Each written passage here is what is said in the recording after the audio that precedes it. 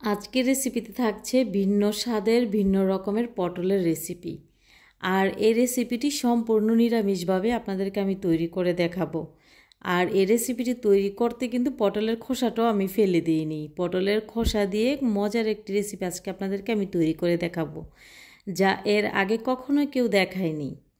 প্রথমে এখানে নিয়েছি ফ্রেশ পটল, আর পটলের খোসাটা আগে ছাড়িয়ে নিয়েছি। তারপর পটলটা আমি মোটা করেও কাটবো না, আবার পাতলা করেও কাটবো না, মিডিয়ামভাবে পটলগুলোকে কেটে নিচ্ছি। আপনারা দেখে বুঝতে পারছেন যে কীভাবে আমি কেটে নিয়েছি। আর পটলের খোসাগুলো খুব ভালো করে ধুয়ে নিয়েছি। তারপর এখানে দিয়েছি পটলের খোসা, কিছু কাঁচামরিচ, পেঁয়াজ, রসুন, আর দিয়ে দিব ব্লেন্ডারে জারের সাথে সামান্য একটু পানি দিয়ে খুব ভালো মিহি করে ব্লেন্ড করে নিয়েছি। চুলায় একটি প্যান বসিয়ে দিয়েছি। প্যানটা যখন গরম হয়ে গেছে তখন এখানে অ্যাড করছি রেগুলার রান্নার তেল।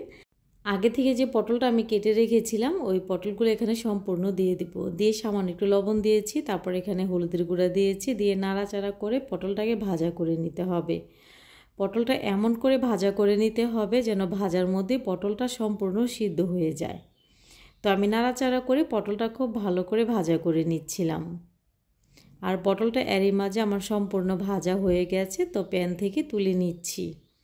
তারপর এখানে দিয়েছি 2টি শুকনো মরিচ। আর মরিচটা যখন ভাজা হয়ে যাবে তখন এখানে আমি দিয়ে দেবো যে আগে থেকে পটলের খোসাটা আমি মিহি করে বাটা করে রেখেছিলাম, ওই পটল বাটাটা এখানে দিয়ে দিচ্ছি।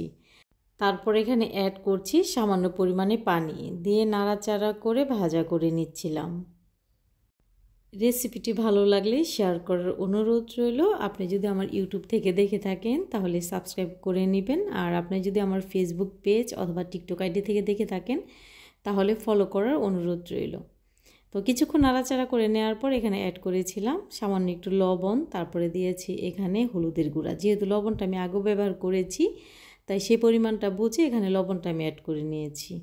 নেওয়ার পর নাড়াচাড়া করে খুব ভালো করে আমি ভাজা করে নিচ্ছিলাম।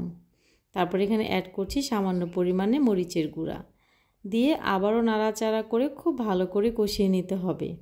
এখানে আমি আর কোনো প্রকার পানি ব্যবহার করব না, যেহেতু আমি আগে একটু এখানে পানি ব্যবহার করেছি তাই আর পানি ব্যবহার করার কোনো প্রয়োজন নেই। নাড়াচাড়া করে খুব ভালো করে কষিয়ে নিচ্ছিলাম। যখন ভালো করে কষিয়ে নেওয়ার পর তেলটা উপরে ভেসে আসবে তখন বুঝে নিতে হবে যে সম্পূর্ণ কষানোটা কমপ্লিট। তারপর যে আগে থেকে ভাজা করে রেখেছিলাম পটল, ওই পটলটা দিয়ে দিচ্ছি, আর দিয়ে দিচ্ছি এখানে চাট মশলা, দিয়ে নাড়াচাড়া করে তারপর রান্না করে নিচ্ছি। যেহেতু পটলটা আমি খুব ভালো করে সিদ্ধ করে নিয়েছিলাম তাই কিছুক্ষণ নাড়াচাড়া করে নিলেই কিন্তু রান্নাটা কমপ্লিট হয়ে যাবে। এভাবে পটল রান্নাটা আপনারা তৈরি করে দেখতে পারেন, খেতে ঠিক কেমন লাগে। এখন কিন্তু বাজারে খুব ফ্রেশ পটল পাওয়া যাচ্ছে, তাই এই রেসিপিটি তৈরি করা খুবই সহজ মনে হবে। তো এভাবে তৈরি করে আমাকে কমেন্ট করে জানাতে পারেন খেতে ঠিক কেমন হয়েছে।